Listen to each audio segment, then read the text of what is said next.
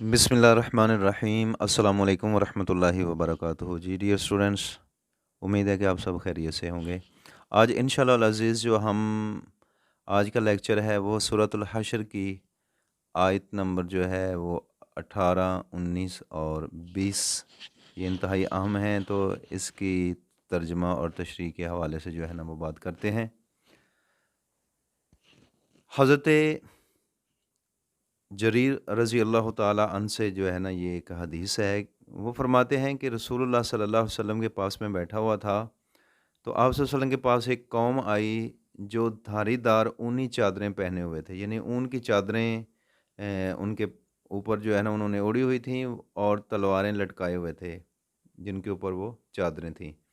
بس اس کے سوا ان کے پاس کوئی شے نہیں تھی، یعنی کوئی قمیض یا کوئی اس کے علاوہ کوئی دیگر کپڑا، ایک ایک چادر جو انہوں نے اپنے جسم پہ لپیٹی ہوئی تھی۔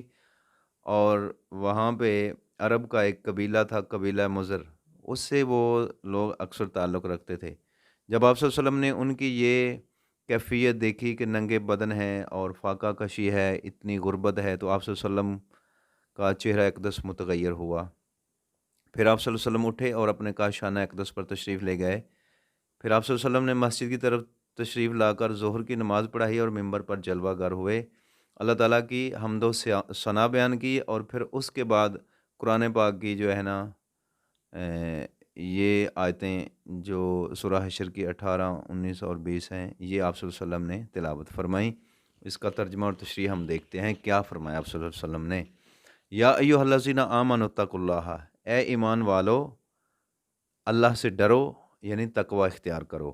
ولتنظر، اور چاہیے کہ دیکھے نفسن، ہر شخص، ما قدمت لغدن، کہ اس نے اپنے کل کے لیے کیا آگے بھیجا ہے، یعنی ہر بندہ اپنے آپ کو دیکھے، ما قدمت لغد، کہ اس نے اپنے کل کے لیے، اپنی اگلی زندگی کے لیے، قیامت کے دن کے لیے کیا بھیجا ہے۔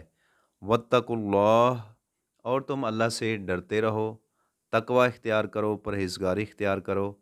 ان اللہ خبیر بما تعملون، بے شک اللہ تعالیٰ خبیر ہے، بے شک اللہ تعالیٰ خبر رکھنے والا ہے، بما تعملون، جو تم کام کرتے ہو، یعنی اللہ تعالیٰ تمہارے کاموں سے واقف ہے۔ ولا تکونوا، اور نہ تم ہو جاؤ، کالذین نسوا اللہ، ان لوگوں کی طرح جنہوں نے بھلا دیا اللہ کو، فانساہم انفسہم، تو اللہ تبارک و تعالیٰ نے ان کو بھلا دیا۔ اولئک ھم الفاسقون، ایسے لوگ جو ہیں وہ فاسق ہیں۔ تو صحابہ کرام سے آپ صلی اللہ علیہ وسلم نے فرمایا کہ تم صدقہ کرو، اس سے پہلے کہ تم صدقہ نہ کر سکو، یعنی تمہیں موت آ جائے، مرنے سے پہلے پہلے صدقہ کرو، اور کہیں موت تمہارے اور تمہارے صدقے کے بیچ میں حائل نہ ہو جائے۔ آپ صلی اللہ علیہ وسلم نے فرمایا کہ ہر آدمی کو چاہیے کہ وہ اپنے دینار سے اور درہم سے صدقہ کرے، تو اپنی گندم، جو اور اپنی کھجوروں سے صدقہ کرے، صدقے کی کوئی شے بھی حقیر نہیں ہوگی، یعنی اگرچہ آدھی کھجور ہی کیوں نہ ہو، اللہ تعالیٰ اس کو بھی محبوب رکھتا ہے، کوئی بندہ اس سے محروم نہ رہے۔ اللہ کے نام پر خرچ کرنا، غریبوں پر خرچ کرنا، ناداروں پہ خرچ کرنا، جہاں ضرورت پیش آتی ہے ان لوگوں کے لیے، نیک اور فلاحی کاموں کے لیے، معاشرے کی فلاح و بہبود کے لیے جو کام کیے جاتے ہیں، جو خرچہ کیا جاتا ہے، اللہ تبارک و تعالیٰ کے ہاں اس کے بڑے اونچے درجات ہیں، اور اللہ تعالیٰ کسی کی کوئی چیز بھی جو ہے اس کی وہاں پہ بڑی قدر و منزلت ہے، اور اللہ تبارک و تعالیٰ جو ہے وہ صدقے کو بڑا پسند کرتا ہے۔ آقا دو جہاں صلی اللہ علیہ وسلم نے فرمایا اگرچہ آدھی کھجور ہی کیوں نہ ہو۔ پس انصار میں سے ایک آدمی اٹھا، اس کے ہاتھ میں ایک تھیلی تھی، رسول اللہ صلی اللہ علیہ وسلم نے اسے وصول فرمایا۔ اب ممبر پر ہی تھے کہ خوشی اور مسرت کے آثار آپ صلی اللہ علیہ وسلم کے رخ زیبا پر دکھائی دینے لگے۔ آپ صلی اللہ علیہ وسلم نے فرمایا جس کسی نے اسلام میں اچھا طریقہ رائج کیا اور اس کے مطابق عمل کیا، تو اس کا اجر اس کے لیے بھی ہوگا اور اس کے اجر کی مثل بھی ملے گا، جس نے اس کے مطابق عمل کیا۔ مراد یہ ہے کہ اگر اسلام میں کوئی اچھا طریقہ، کوئی اچھی رسم، کوئی اچھا رواج انسان قائم کرتا ہے تو اس کو بھی اللہ تعالیٰ ثواب عطا فرمائے گا، اور اس کے بعد جو آنے والے اس طریقے پہ عمل کرتے ہیں تو اللہ تعالیٰ ان کو بھی جو ہے نا وہ اتنا ہی اجر عطا فرمائے گا، اور اس بندے کو جتنے لوگ عمل کریں گے اس کا ثواب اس کے کھاتے میں لکھا جائے گا۔ مثلاً کوئی بندہ راستہ بنوا کے چلا جاتا ہے، اور بھی لوگ اس کے نقش قدم پہ چلتے ہیں، راستے ٹھیک کرتے ہیں، کسی غریب کی خدمت کر دیتے ہیں، کوئی کنواں لگوا دیتے ہیں، یا کوئی بھی نیکی کا کام جیسے صدقہ جاریہ اسے بولتے ہیں کہ آپ کسی کو علم سکھا دیتے ہیں تو یہ بھی صدقہ جاریہ ہے۔ آگے وہ جس کو علم سکھائیں گے تو جس نے پہلے علم سکھایا اس کو بعد میں آنے والوں کا تمام کا اجر و ثواب بھی ملتا رہے گا، اور کسی کے اجر میں کوئی کمی بھی نہیں ہوگی۔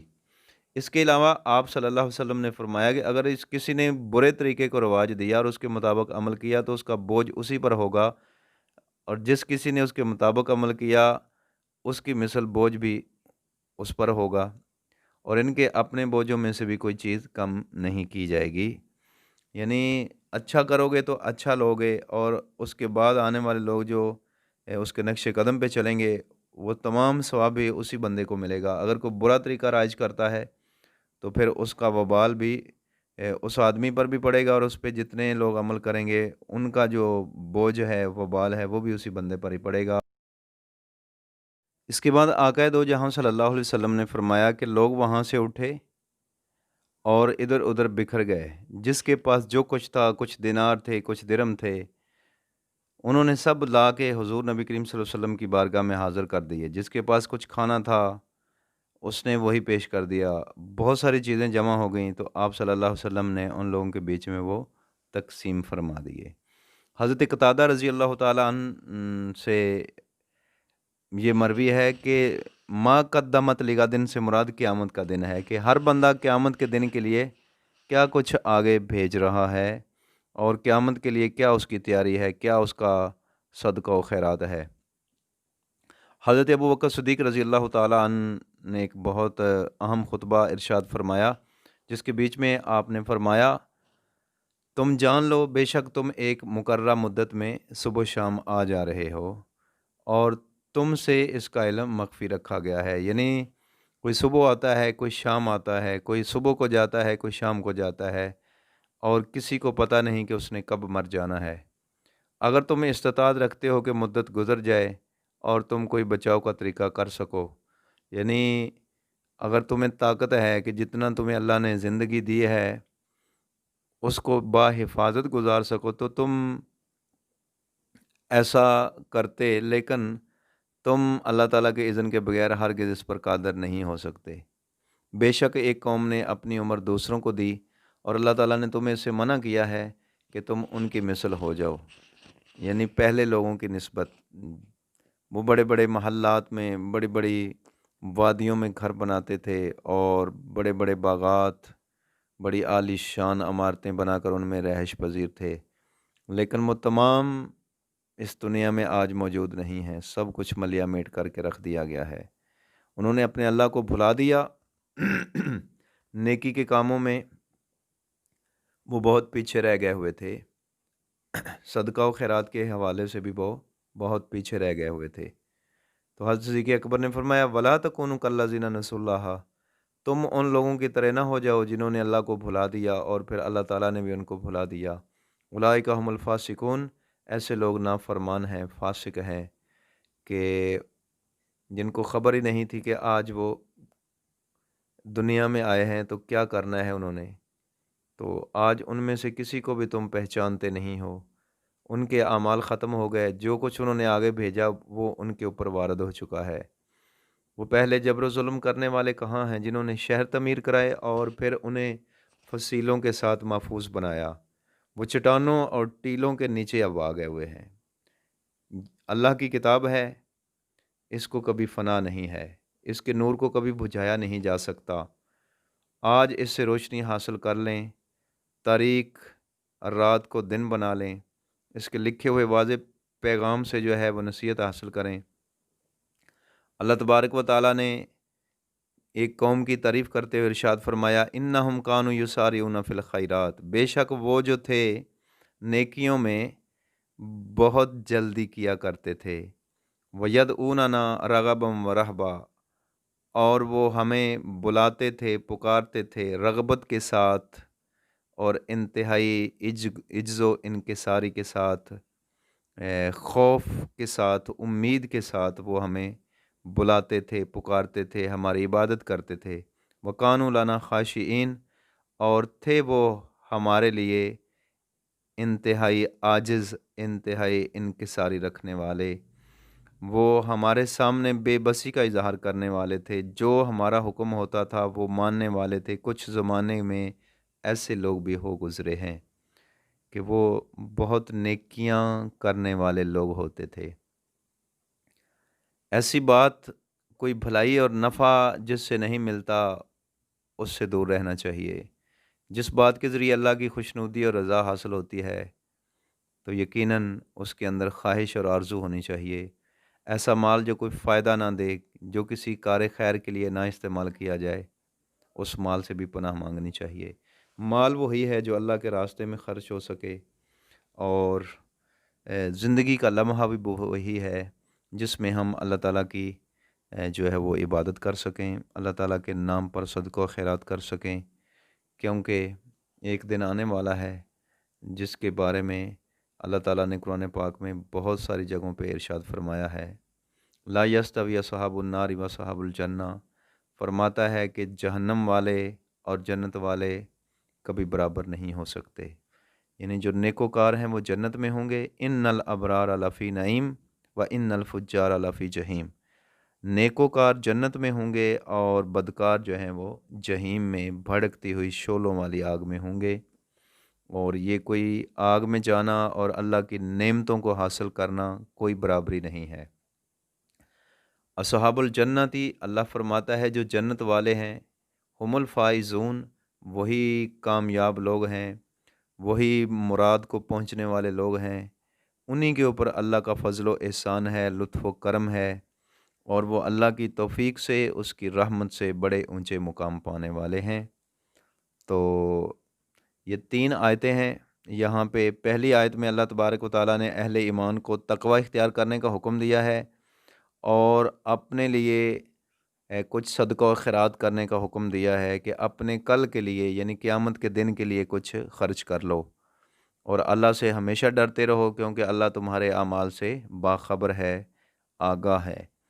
और फिर दूसरी आयत के अंदर अल्लाह तबारक व तआला ने इरशाद फरमाया है कि जैसा कि पहली कौमों ने मुझे भुला दिया था, मेरे अहकाम की नाफरमानी की, मेरे पैगम्बरों को झुटलाया और मुझे भुला दिया, तो मैंने भी उनको भुला दिया हुआ है। क़यामत के दिन मैं उन्हें याद नहीं करूँगा, बल्कि मैं उनको उठाकर जहन्नम में ऐसा फेंक दूँगा, उस जगह पे फेंक दूँगा कि जहाँ से कभी फिर उनकी कोई ख़बर लेने वाला भी नहीं होगा।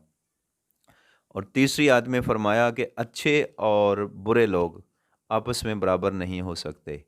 जहन्नम वाले, दोज़ख में जाने वाले और जन्नत में जाने वाले लोग आपस में बराबर नहीं हो सकते। बेशक जो जन्नत वाले लोग हैं, जो अल्लाह की नेमतों और रहमतों के सदक़े से उस जन्नत में जाएँगे जिसमें अम्बिया, सालिहीन, रसूल, तमाम लोग वहाँ पे मौजूद होंगे।